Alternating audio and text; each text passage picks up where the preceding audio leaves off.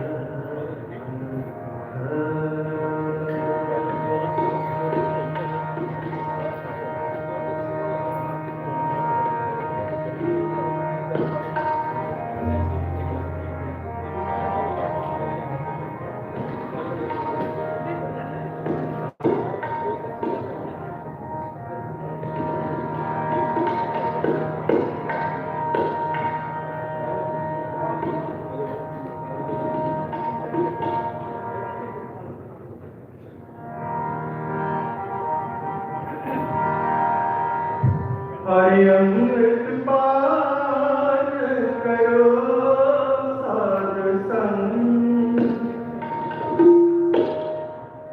ਹਰਿ ਅੰਮ੍ਰਿਤ ਪਾਨ ਕਰੋ ਸਾਧ ਸੰਗ। ਅੰਮ੍ਰਿਤ ਪਾਨ ਕਰੋ ਸਾਧ ਸੰਗ।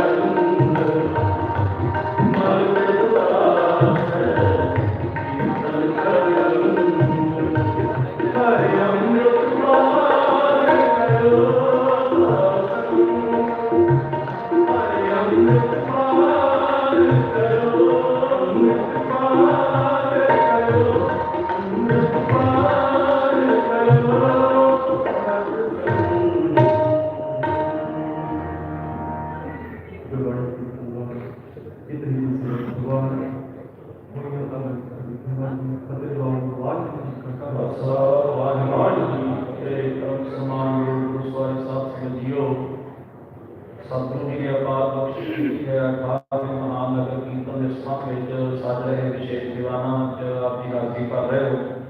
ਹੁਣ ਮੈਂ ਬੇਨਤੀ ਕਰਾਂਗਾ ਪੰਥ ਦੇ ਸਤਿਕਾਰਯੋਗ ਸੁਝੇ ਹੋਏ ਪ੍ਰਚਾਰਕ ਭਾਈ ਜਸਵਿੰਦਰ ਸਿੰਘ ਜੀ ਤਰਾਵੜੀ ਹਜ਼ੂਰੀ ਤੱਤਾਵਾਚਕ ਗੁਰਦੁਆਰਾ ਸਾਹਿਬ ਤੋਂ 10 ਮਿੰਟ ਵਾਸਤੇ ਗੁਰਮਤਿ ਵਿਚਾਰਾਂ ਦੀ ਸੁਣ ਕੇ ਉਹਨਾਂ ਤੋਂ ਤੁਰੰਤ ਕੀਰਤਨ ਦੇ ਮੋਲ ਹੀਰਾ ਗੁਰਮਤਿ ਕੀਰਤਨ ਕੌਂਸਲ ਵੇਕਰ ਸਿੰਘ ਵੱਲੋਂ ਗੁਰਬਾਣੀ ਕੀਰਤਨ ਦੀ ਆਰੰਭਤਾ ਹੋਵੇਗੀ।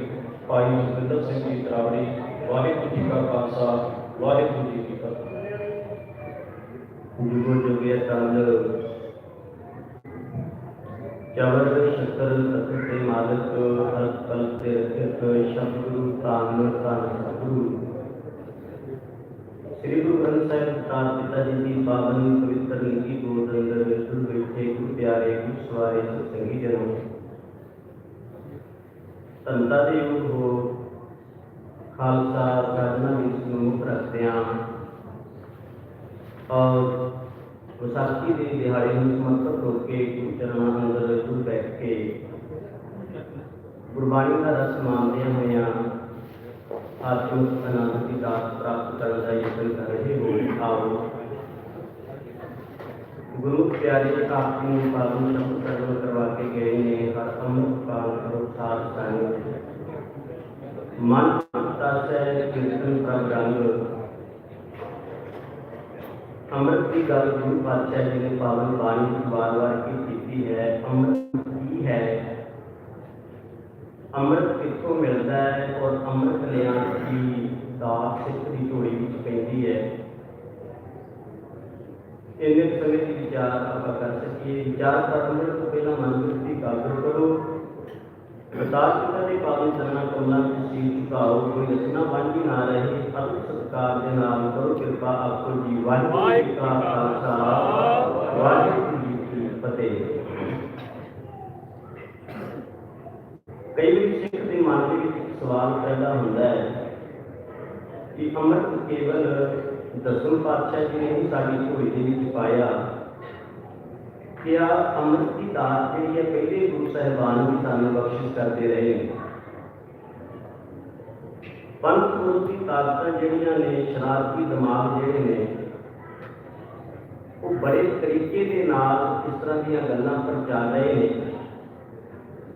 ਕਿਉਂਕਿ ਕੇਵਲ ਦੁਸ਼ਮਣ ਜਿਹੜਾ ਹੈ ਉਹ ਹਥਿਆਰ ਦੇ ਨਾਲ ਹੀ ਤੁਹਾਨੂੰ ਮਾਰਦਾ, ਵਿਚਾਰਾਂ ਦੇ ਨਾਲ ਵੀ ਮਾਰਦਾ ਹੈ।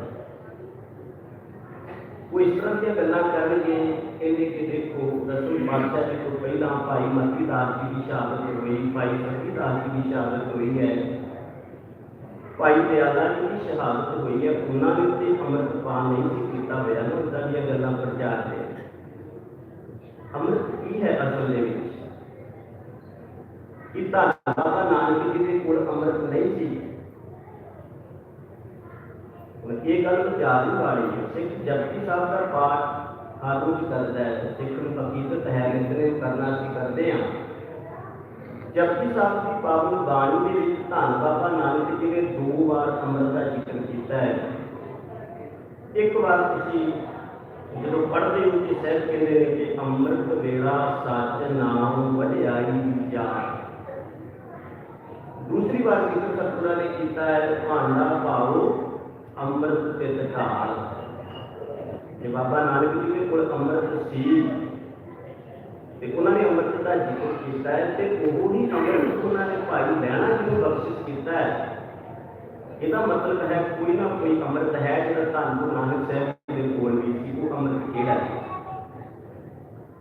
ਧੰਨ ਗੁਰੂ ਅੰਗਦ ਸਾਹਿਬ ਜੀ ਦੀ ਪਾਵਨ ਬਾਣੀ ਪੜ੍ਹ ਲਈਏ, ਉਹਨਾਂ ਨੇ ਜ਼ਿਕਰ ਕੀਤਾ ਹੈ ਅੰਮ੍ਰਿਤ ਬਾਣੀ ਤਤ ਬਾਣੀ ਗਿਆਨ ਧਿਆਨ ਵਿੱਚ ਆਈ। ਤੀਸਰੇ ਪਿੱਤਰ ਧੰਨ ਗੁਰੂ ਅਮਰਦਾਸ ਜੀ ਮਹਾਰਾਜ ਜੀ ਦਾ ਪਾਵਨ ਬਚਨ ਪੜ੍ਹ ਕੇ ਉਹ ਜਿਤਨੇ ਵੀ ਪਾਵਨ ਬਾਣੀ ਦੇ ਵਿੱਚ ਹੈ ਸੁਰ ਨਾਲ ਗੁਰਜਨ ਅੰਮ੍ਰਿਤ ਖੋਜਦੇ ਸੋ ਅੰਮ੍ਰਿਤ ਗੁਰ ਤੇ ਪਾਇਆ। ਧੰਨ ਗੁਰੂ ਰਾਮਦਾਸ ਮਹਾਰਾਜ ਜੀ ਦਾ ਜ਼ਿਕਰ ਭਾਈ ਗੁਰਦਾਸ ਜੀ ਨੇ ਨਿਵਾਈ ਕਰੀ ਹੈ, ਬੜੀ ਪਿਆਰੀ। ਰਾਮਦਾਸੋ ਅਰਜਨ ਗੁਰੂ ਅੰਮ੍ਰਿਤ ਨਿਰਖ ਅੰਮ੍ਰਿਤ ਫਲ ਫਲਿਆ। ਇਹ ਜ਼ਿਕਰ ਆਪਾਂ ਪੜ੍ਹਦੇ ਭਾਗਾ ਵਾਲੇ ਵਿੱਚ ਅਰਥ ਕਰਨੀ ਜੋ ਨਾ ਉਹ ਇਹ ਹੈ ਕਿ ਕਿਹੜਾ ਅੰਮ੍ਰਿਤ ਹੈ ਜਿਹੜਾ ਧੰਨ ਬਾਬਾ ਨਾਨਕ ਜੀ ਨੇ ਭਾਈ ਲਹਿਣਾ ਜੀ ਨੂੰ ਦਿੱਤਾ ਤੇ ਗੁਰੂ ਅੰਗਦ ਸਾਹਿਬ ਨੇ ਗੁਰੂ ਅਮਰਦਾਸ ਜੀ ਮਹਾਰਾਜ ਜੀ ਨੂੰ ਦਿੱਤਾ। ਇਹ ਬਖਸ਼ਿਸ਼ਾਂ ਹੋਈਆਂ। ਅਸਲ ਦੇ ਵਿੱਚ ਜਿਹੜਾ ਰੱਬ ਦਾ ਨਾਮ ਹੈ ਨਾ, ਉਹ ਹੀ ਸਭ ਤੋਂ ਵੱਡਾ ਅੰਮ੍ਰਿਤ ਹੈ। ਰੱਬੀ ਗੁਣਾਂ ਦੀ ਦਾਤ ਜਿਹੜੀ ਪਰਮੇਸ਼ਰ ਦੇ ਨਾਮ ਵਿੱਚੋਂ ਪ੍ਰਾਪਤ ਹੁੰਦੀ ਹੈ, ਉਸੇ ਦਾ ਨਾਮ ਅੰਮ੍ਰਿਤ ਹੈ। ਜੀਵਨ ਜਾਚ ਦਾ ਨਾਮ ਅੰਮ੍ਰਿਤ ਹੈ। ਗੁਣਾਂ ਰੂਪੀ ਉਪਦੇਸ਼ ਰੂਪੀ ਜੋ ਸਿੱਖਿਆ ਗੁਰੂ ਘਰ ਦੇ ਵਿੱਚੋਂ ਸਾਨੂੰ ਪ੍ਰਾਪਤ ਹੁੰਦੀ, ਉਸ ਦਾ ਨਾਮ ਅੰਮ੍ਰਿਤ ਹੈ। ਤੇ ਇਹ ਦਾਤ ਸੰਗਤ ਵਿੱਚ ਬੈਠ ਕਰਕੇ ਗੁਰਮੁਖ ਪਿਆਰੇ ਗੁਰੂ ਦੀ ਹਜ਼ੂਰੀ ਦੇ ਵਿੱਚੋਂ ਇਹ ਸ਼ਬਦ ਸਰਵਣ ਕਰਕੇ, ਵਿਚਾਰਾਂ ਸਰਵਣ ਕਰਕੇ ਪ੍ਰਾਪਤ ਕਰਦੇ ਰਹੇ। ਜਦੋਂ ਅਸੀਂ ਬਚਪਨ ਪੜ੍ਹਦੇ ਹਾਂ ਸੁਰ ਨਾਲ ਮੁਰਜਨ ਅੰਮ੍ਰਿਤ ਖੋਜਦੇ ਸੋ ਅੰਮ੍ਰਿਤ ਗੁਰ ਤੇ ਪਾਇਆ, ਸਾਡੀ ਸੁਰਤ ਉੱਥੇ ਚਲੀ ਜਾਂਦੀ ਹੈ ਕਿ ਸ਼ਾਇਦ ਜਿਹੜਾ ਦੇਵਤਿਆਂ ਤੇ ਰਾਖਸ਼ਾਂ ਨੇ ਮਿਲ ਕਰਕੇ ਕੋਈ ਅੰਮ੍ਰਿਤ ਤਿਆਰ ਕੀਤਾ, ਉਹੀ ਹੀ ਅੰਮ੍ਰਿਤ ਸੀ। ਉਹ ਕਰਕੇ ਕੋਈ ਅੰਮ੍ਰਿਤ ਤਿਆਰ ਹੀ ਨਹੀਂ ਹੋਇਆ। ਉਹ ਅੰਮ੍ਰਿਤ ਤੇ ਮੁੱਕ ਗਿਆ ਕਿ ਹੁਣ ਅਸੀਂ ਕੀ ਕਰੀਏ, ਅਸੀਂ ਕਿੱਥੇ ਜਾਈਏ? ਕਿਉਂਕਿ ਕੋਈ ਵੀ ਗੱਲ ਜਿਹੜੀ ਹੈ ਨਾ, ਉਸ ਨੂੰ ਸਮਝਣ ਦੇ ਵਾਸਤੇ ਸਾਨੂੰ ਕਈ ਵਾਰੀ ਇਹ ਜਿਹੜੀਆਂ ਇਤਿਹਾਸਕ ਕਹਾਣੀਆਂ ਨੇ ਇਹਨਾਂ ਦਾ ਸਹਾਰਾ ਲੈਣਾ ਪੈਂਦਾ, ਕਿਉਂਕਿ ਸਤਿਗੁਰੂ ਨੇ ਜ਼ਿਕਰ ਕੀਤਾ, ਸਮਝਣਾ ਤੇ ਪਵੇਗਾ ਨਾ ਇਸ ਗੱਲ ਨੂੰ। ਸੁਰ ਨਾਲ ਮੁਰਜਨ ਅੰਮ੍ਰਿਤ ਖੋਜਦੇ, ਇਸ ਦਾ ਜ਼ਿਕਰ ਹੈ। ਦੇਖੋ ਚਾਨਣਾ ਤੇ ਉਹਨਾਂ ਦੇ ਅੰਦਰ ਵੀ ਸੀ ਇਸ ਅੰਮ੍ਰਿਤ ਦੀ ਜੋ ਕਹਾਣੀ ਹੁੰਦੀ ਹੈ। ਤੁਸੀਂ ਟੀਵੀ ਸੀਰੀਅਲਾਂ ਵਿੱਚ ਦੇਖਿਆ ਹੋਵੇਗਾ, ਪੜ੍ਹਿਆ ਹੋਵੇਗਾ, ਸੁਣਿਆ ਹੋਵੇਗਾ। ਚਾਨਣਾ ਸੀ, ਇੱਛਾ ਸੀ ਉਹਨਾਂ ਦੇ ਅੰਦਰ ਵੀ ਅੰਮ੍ਰਿਤ ਦੀ। ਤੇ ਕਿਸੇ ਨੇ ਆਖਿਆ ਕਿ ਅੰਮ੍ਰਿਤ ਤੁਹਾਨੂੰ ਤਾਂ ਮਿਲ ਸਕਦਾ ਹੈ, ਪਹਿਲਾਂ ਤਾਂ ਤੁਹਾਨੂੰ ਰਾਖਸ਼ਾਂ ਦੇ ਨਾਲ ਸਮਝੌਤਾ ਕਰਨਾ ਪਏਗਾ। ਤੁਸੀਂ ਲੜਦੇ ਰਹਿੰਦੇ ਹੋ ਆਪਸ ਦੇ ਵਿੱਚ ਕਿ ਲੜਾਈ ਛੱਡਣੀ ਪਏਗੀ, ਇੱਕ ਹੋਣਾ ਪਏਗਾ। ਉਹ ਤਿਆਰ ਹੋ ਗਏ, ਕਹਿੰਦੇ ਅਸੀਂ ਇੱਕ ਹੋ ਜਾਵਾਂਗੇ, ਕੋਈ ਗੱਲ ਨਹੀਂ, ਇਹ ਮਿਲਣਾ ਚਾਹੀਦਾ ਹੈ। ਫਿਰ ਆਵਾਜ਼ ਆਈ, ਕਹਿੰਦੇ ਕਿ ਠੀਕ ਹੈ, ਇਹਦੇ ਤੋਂ ਬਾਅਦ ਤੁਹਾਨੂੰ ਕੁਝ ਹੋਰ ਵੀ ਕਰਨਾ ਪਏਗਾ। ਕੀ ਕਰਨਾ ਪਏਗਾ? ਕਹਿੰਦੇ ਕਿ ਸਮੁੰਦਰ ਖੀਰ ਰਿੜਕਣਾ ਪਏਗਾ। ਏਡਾ ਵੱਡਾ ਸਮੁੰਦਰ ਤੁਹਾਨੂੰ ਕਿਵੇਂ ਰਿੜਕਣਾ? ਵੀ ਕਿਤੇ ਰਿੜਕਣਾ ਪਏਗਾ। 20-30 ਕਿਲੋ ਦੁੱਧ ਰਿੜਕਣਾ ਹੋਵੇ ਤੇ ਤੁਸੀਂ ਤਿਆਰ ਵਾਲੀ ਉਸ ਵਕਤ ਬੜਾ ਔਖਾ ਹੋ ਜਾਂਦਾ, ਪਰ ਕਹਿੰਦੇ ਖੀਰ ਸਮੁੰਦਰ ਰਿੜਕਣਾ ਪਏਗਾ। ਚਲੋ ਵਧਾਣਾ ਕਾਹਦਾ ਬਣਾਉਣਾ ਪਏਗਾ? ਕਹਿੰਦੇ ਜੀ ਸੁਮੇਰ ਪਰਬਤ ਦਾ। ਫਿਰ ਕਹਿੰਦੇ ਜੀ ਨੇਤਰਾ ਵੀ ਚਾਹੀਦਾ, ਨੇਤਰਾ ਵਾਸਕ ਨਾਗ ਦਾ। ਜਦੋਂ ਸਾਰੀ ਤਿਆਰੀ ਹੋ ਗਈ, ਇਹ ਸਭ ਕੁਝ ਕਰਨ ਦੀ, ਤੇ ਫਿਰ ਇੱਕ ਆਵਾਜ਼ ਆਈ, ਕਿਸੇ ਨੇ ਕਿਹਾ ਕਿ ਐਵੇਂ ਨਹੀਂ, ਜਦੋਂ ਤੁਸੀਂ ਰਿੜਕੋਗੇ ਤੇ ਇਹਦੇ ਵਿੱਚੋਂ ਪਹਿਲਾਂ ਜ਼ਹਿਰ ਨਿਕਲੇਗਾ। ਉਹ ਕਾਪ ਨੂੰ ਜ਼ਹਿਰ ਤੁਹਾਨੂੰ ਗ੍ਰਹਿਣ ਕਰਨਾ ਪਏਗਾ, ਤਾਂ ਅਗਲਾ ਰਕੇਵਾ ਜਿਹੜਾ ਉਹ ਸ਼ੁਰੂ ਹੋਏਗਾ। ਉਹ ਕਹਿੰਦੇ ਚਲੋ ਛੱਡੋ, ਕਿਸੇ ਵੀ ਤਰੀਕੇ ਨਾਲ ਸਾਨੂੰ ਮਿਲਣਾ ਚਾਹੀਦਾ ਹੈ। ਤੇ ਉਹਨਾਂ ਨੇ ਇੱਥੇ ਵੀ ਪ੍ਰਵਾਨਗੀ ਲੈ ਲਈ ਤੇ ਚਲੋ ਉਹਦੇ ਵਿੱਚੋਂ ਜ਼ਹਿਰ ਨਿਕਲਿਆ ਹੋਵੇਗਾ, ਧਾਰਨ ਵਾਲੇ ਨੇ ਧਾਰਨ ਕੀਤਾ। ਫਿਰ ਉਹਨਾਂ ਨੂੰ ਅੰਮ੍ਰਿਤ ਦੀ ਪ੍ਰਾਪਤੀ ਹੋ ਗਈ, ਤੇ ਜਦੋਂ ਅੰਮ੍ਰਿਤ ਦੀ ਪ੍ਰਾਪਤੀ ਹੋ ਗਈ ਤੇ ਉਹ ਦੇਵਤੇ ਮੁੜ ਕੇ ਆਪਸ ਵਿੱਚ ਲੜ ਬੈਠੇ। ਤੇ ਲੜੇ ਕਿਉਂ? ਕਹਿਣ ਲੱਗੇ ਜੀ ਅਸੀਂ ਦੇਵਤਿਆਂ ਨੂੰ ਕੋਈ ਨਹੀਂ ਦੇਣਾ, ਜੇ ਦੇਵਤਿਆਂ ਨੇ ਪੀ ਲਿਆ ਨਾ ਇਹ ਤੇ ਅਮਰ ਹੋ ਜਾਣਗੇ, ਤੇ ਇਹ ਦੇਵ ਰਾਖਸ਼ ਜਿਹੜੇ ਨੇ ਇਹਨੂੰ ਪੀ ਕਰਕੇ ਤੇ ਫਿਰ ਹੋਰ ਇਹਨਾਂ ਦੀ ਸੁਰਤ ਜਿਹੜੀ ਹੈ ਮੱਤ ਭੈੜੀ ਹੋ ਜਾਏਗੀ ਤੇ ਹੋਰ ਜ਼ੁਲਮ ਕਰਨਗੇ। ਕਹਿੰਦੇ ਇਹਨਾਂ ਨੂੰ ਕੋਈ ਨਹੀਂ ਦੇਣਾ। ਚਲਾਕੀ ਦੇ ਨਾਲ, ਨਾ ਪਖੰਡ ਦੇ ਨਾਲ ਉਹਨਾਂ ਨੇ ਵੰਡ ਵੁੰਡ ਲਿਆ ਤੇ ਉਸ ਤੋਂ ਬਾਅਦ ਕਹਿੰਦੇ ਕਿ ਅੰਮ੍ਰਿਤ ਖਤਮ ਹੋ ਗਿਆ। ਇੱਥੋਂ ਤੱਕ ਇਹ ਕਹਾਣੀ ਆਪਾਂ ਪੜ੍ਹਦੇ ਹਾਂ ਤੇ ਸਾਡੀ ਸੁਰਤ ਜਦੋਂ ਨਿਤਰਮ ਕਰਦੇ ਕਿੱਥੇ ਚਲੀ ਜਾਂਦੀ ਹੈ। ਪਰ ਮੈਂ ਬੇਨਤੀ ਕਰਦੀ ਕਿ ਉਹਨਾਂ ਭਾਗਾਂ ਬਾਰੇ ਥੋੜ੍ਹਾ ਜਿਹਾ ਧਿਆਨ ਦਿਓ ਵੀ ਉਹ ਅੰਮ੍ਰਿਤ ਤੇ ਮੁੱਕ ਗਿਆ, ਹੁਣ ਅਸੀਂ ਕੀ ਕਰੀਏ? ਅਸੀਂ ਕਿੱਥੇ ਜਾਈਏ? ਕਿ ਅਸੀਂ ਫੇਰ ਸਮੁੰਦਰ ਦੁਆਰਾ ਰਿੜਕੀਏ?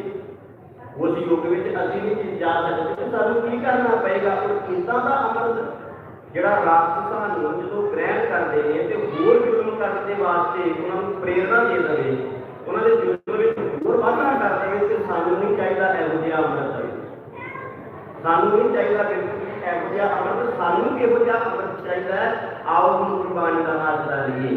ਹੁਣ ਤੁਹਾਨੂੰ ਸਤਿਗੁਰੂ ਸ੍ਰੀ ਗੁਰੂ ਗ੍ਰੰਥ ਸਾਹਿਬ ਜੀ ਮਹਾਰਾਜ ਕਿਰਪਾ ਕਰਕੇ ਸਾਨੂੰ ਦੱਸਦੇ ਨੇ, ਕਹਿੰਦੇ ਕਿ ਕਿਹੋ ਜਿਹਾ ਅੰਮ੍ਰਿਤ ਸਾਹਿਬ, ਕਹਿੰਦੇ ਆ ਪਹਿਲਾਂ ਤੇ ਗੁਰੂ ਕੋਲ ਅੰਮ੍ਰਿਤ ਹੈ। ਜਦੋਂ ਗੁਰੂ ਕੋਲ ਅੰਮ੍ਰਿਤ ਲਏਗਾ, ਇਸ ਅੰਮ੍ਰਿਤ ਨੂੰ ਪੀਵੇਗਾ, ਸਤਿਗੁਰੂ ਕਹਿੰਦੇ ਜਿੰਨਾ ਤੂੰ ਪੀ ਸਕਦਾ ਤੂੰ ਓਨਾ ਪੀਵੀਂ। ਇੱਥੇ ਤੋੜ ਨਹੀਂ ਹੈ ਅੰਮ੍ਰਿਤ ਦੀ। ਹਾਂ ਮੈਂ ਖਰਚਾ ਰਲ ਮਿਲ ਪਾਈ, ਤੋੜ ਨਾ ਆਵੇ ਵੱਧ ਹੋ ਜਾਏ। ਔਰ ਸਤਿਗੁਰ ਦਾ ਇਹ ਜੀਵਨ ਜਾਤ ਰੂਪੀ ਅੰਮ੍ਰਿਤ, ਉਪਦੇਸ਼ ਰੂਪੀ ਅੰਮ੍ਰਿਤ, ਸਿੱਖਿਆ ਰੂਪੀ ਅੰਮ੍ਰਿਤ, ਗੁਣਾ ਰੂਪੀ ਅੰਮ੍ਰਿਤ। ਸਾਹਿਬ ਕਹਿੰਦੇ ਨੇ ਗੁਰ ਅੰਮ੍ਰਿਤ ਸਰ ਨਾ ਵਧਾਇਆ।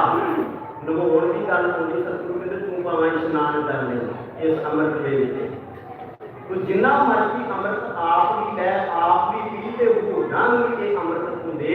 ਉਹ ਭਾਈ ਉਪਦੇਸ਼ ਰੂਪੀ ਅੰਮ੍ਰਿਤ ਹੈ ਜਿਹੜਾ ਗੁਰੂ ਕੋਲੋਂ ਅਸੀਂ ਪ੍ਰਾਪਤ ਕਰਨਾ ਹੈ। ਤੇ ਭਾਗਾਂ ਵਾਲਿਆਂ ਦੀ ਜ਼ਰੂਰਤ ਹੈ ਕਿ ਉਪਦੇਸ਼ ਸੰਗਤ ਵਿੱਚ ਬੈਠ ਕੇ ਗ੍ਰਹਿਣ ਕਰਨ ਦੀ।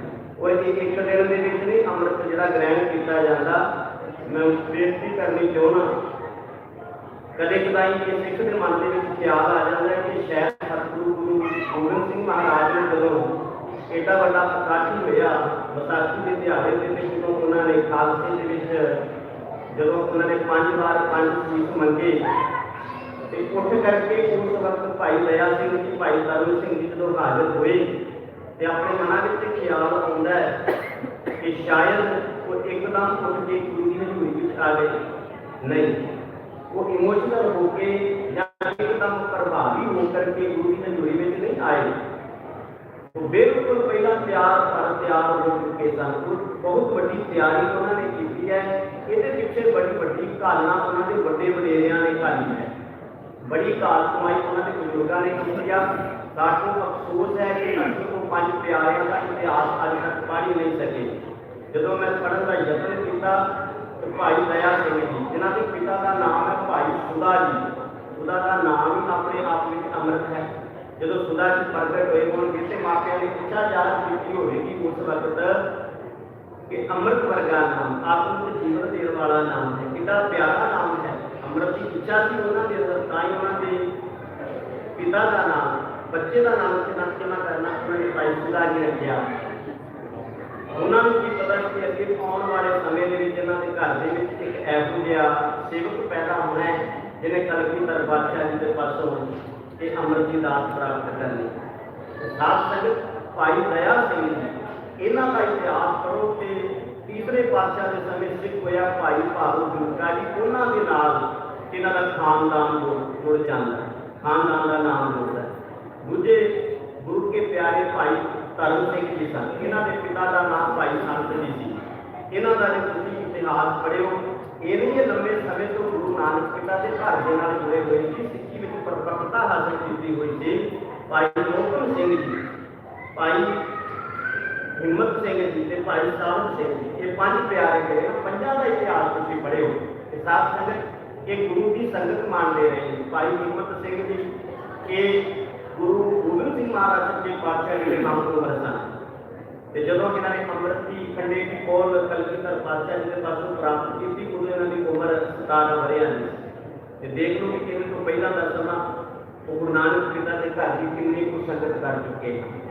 ਤਾਂ ਸਾਧ ਸੰਗਤ ਇਹਨਾਂ ਦੇ ਵੱਡੇ ਵਡੇਰਿਆਂ ਦੀ ਘਾਲ ਕਮਾਈ ਹੈ ਇਹਦੇ ਪਿੱਛੇ, ਉਹਨਾਂ ਦੀ ਸਿੱਖਿਆ, ਉਹਨਾਂ ਦੀ ਜਿਗਿਆਸਾ ਹੈ ਜਿਹਦੇ ਪਿੱਛੇ। ਅੱਜ ਸਾਨੂੰ ਵੀ ਲੋੜ ਹੈ ਆਪਣੇ ਬੱਚਿਆਂ ਨੂੰ ਇਸੇ ਤਰੀਕੇ ਨਾਲ ਉਂਗਲ ਪਕੜ ਕੇ ਲੈ ਕੇ ਆਈਏ, ਗੁਰੂ ਨਾਨਕ ਪਿਤਾ ਦੇ ਘਰ ਵਿੱਚ ਗੁਰੂ ਮਰਿਆਦਾ ਸਮਝਾਈਏ, ਗੁਰੂ ਸਿੱਖਿਆ ਨਾਲ ਉਹਨਾਂ ਨੂੰ ਜੋੜੀਏ।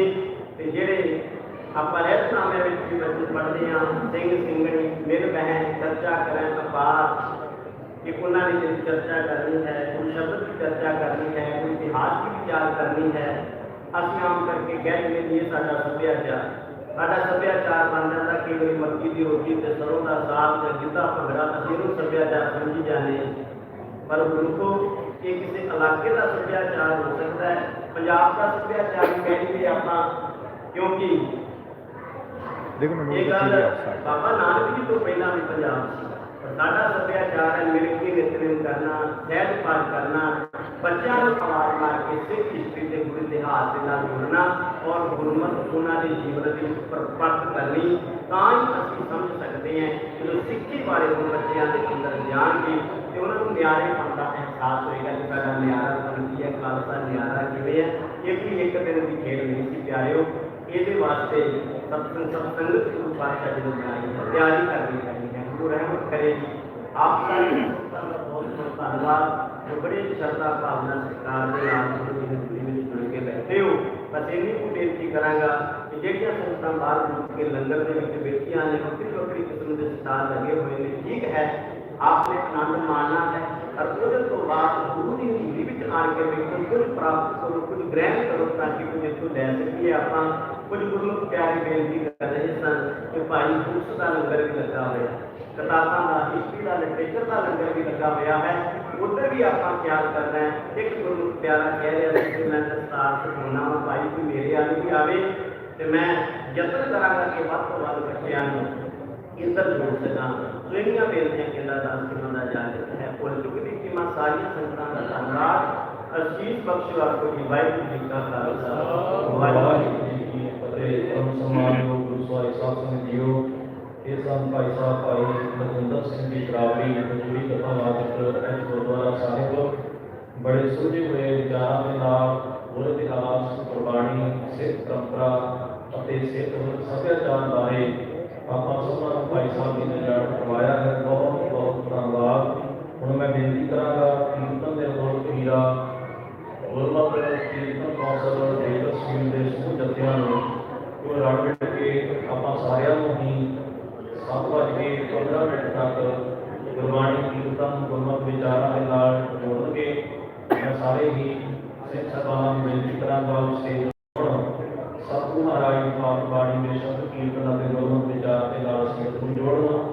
ਆਪ ਸਾਰੀ ਸੰਗਤ ਦਾ ਧੰਨਵਾਦ ਹੈ ਜੋ ਆਪ ਦੀ ਦਾਨਾਂ ਨਾਲ ਸੇਵਾਵਾਂ ਕਰਕੇ ਸਮੂਹ ਪ੍ਰਬੰਧਕ ਕਮੇਟੀ ਦਾ ਤਹਿ ਦਿਲੋਂ ਸਾਥ ਦੇ ਰਹੇ ਹੋ। ਸਮੂਹ ਪ੍ਰਬੰਧਕ ਕਮੇਟੀ ਆਪ ਜੀ ਦੀ ਸੇਵਾ ਵਿੱਚ ਹਰ ਜਗ੍ਹਾ ਤੇ ਸੇਵਾਵਾਂ ਦੇ ਵਿੱਚ ਹਾਜ਼ਰ ਹੈ। ਆਪ ਸਾਰੀ ਸੰਗਤ ਨੂੰ ਬੇਨਤੀ ਹੈ ਆਪ ਜੀ ਨੇ ਆਪਣੀਆਂ ਗੱਡੀਆਂ ਨੂੰ ਸਹੀ ਜਗ੍ਹਾ ਪਾਰਕ ਕਰਨ ਦੀ ਕਿਰਪਾਲਤਾ ਕਰਨੀ ਤਾਂ ਕਿ ਕਿਸੇ ਵੀ ਆਉਣ ਜਾਣ ਵਾਲੇ ਪਰਿਵਾਰ ਨੂੰ, ਕਿਸੇ ਸ਼ਰਧਾਲੂ ਨੂੰ, ਸੰਗਤ ਨੂੰ ਕੋਈ ਦਿੱਕਤ ਨਾ ਹੋਵੇ, ਕੋਈ ਮੁਸ਼ਕਲ ਪੇਸ਼ ਨਾ ਆਵੇ। ਇਸੇ ਤਰ੍ਹਾਂ ਕੱਲ੍ਹ ਐਤਵਾਰ 3 ਤਰੀਕ ਨੂੰ ਨਿਸ਼ਾਨ ਸਾਹਿਬ ਦੇ ਲਾਗੇ ਭਾਈ ਲਖਵਿੰਦਰ ਸਿੰਘ ਜੀ ਦਸਤਾਰਾਂ ਦੀ ਸੇਵਾ ਸਵੇਰੇ 8 ਵਜੇ ਪ੍ਰਾਰੰਭ ਕਰਨਗੇ। ਜਿਹੜੇ ਵੀਰ ਦਸਤਾਰ ਸਜਾਉਣਾ ਚਾਹੁੰਦੇ ਹਨ ਉਹ ਸਵੇਰੇ, ਮੈਂ ਬੇਨਤੀ ਕਰਾਂਗਾ ਸਾਰਿਆਂ ਦੇ ਸਾਨੂੰ ਦਸਤਾਰਾਂ ਸਜਾਉਣੀਆਂ ਜਿਹੜੇ ਵੀ ਰਾਤ ਦਸਤਾਰਾਂ ਨਹੀਂ ਸਜਾ ਸਕਦੇ ਉਹ 8 ਵਜੇ ਭਾਈ ਲਖਵਿੰਦਰ ਸਿੰਘ ਜੀ ਉਹਨਾਂ ਦੇ ਸਾਥੀ ਨਿਸ਼ਾਨ ਸਾਹਿਬ ਦੇ ਨਾਲ ਦਸਤਾਰਾਂ ਸਜਾਉਣ ਦੀ ਸੇਵਾ ਪ੍ਰਾਰੰਭ ਕਰਨੀ ਨੇ ਉਸ ਵਿੱਚ ਹਿੱਸਾ ਲੈਣ ਦੀ ਮੁਕਾਬਲਾ ਕਰਨੀ। ਆਓ ਗੁਰਮਤਿ ਕੀਰਤਨ ਕੌਂਸਲ ਸਮੂਹ ਜਥਿਆਂ ਵੱਲੋਂ ਪ੍ਰਚਾਰਕਾਂ ਵੱਲੋਂ ਗੁਰਬਾਣੀ ਕੀਰਤਨ ਗੁਰਮਤਿ ਵਿਚਾਰਾਂ ਆਪ ਦੀ ਬੜੀ ਕਾਬਲ ਕਰ ਸਕਦਾ ਕਰੋ। ਵਾਹਿਗੁਰੂ ਜੀ ਕਾ ਖਾਲਸਾ ਵਾਹਿਗੁਰੂ